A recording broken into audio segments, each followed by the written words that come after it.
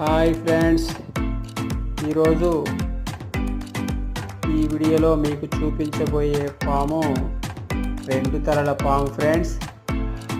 ఈ పాము ఈరోజు మా ఇంటి ముందు రోడ్డు మీద కనిపించింది ఫ్రెండ్స్. ఈ పాము తన నోటితో ఊదటం వల్ల మన చర్మం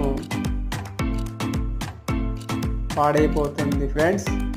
అందువలన ఈ పాముతో మనం చాలా జాగ్రత్తగా ఉండాలి ఫ్రెండ్స్. వీడియో చూసి లైక్ చేయండి, షేర్ చేయండి ఫ్రెండ్స్.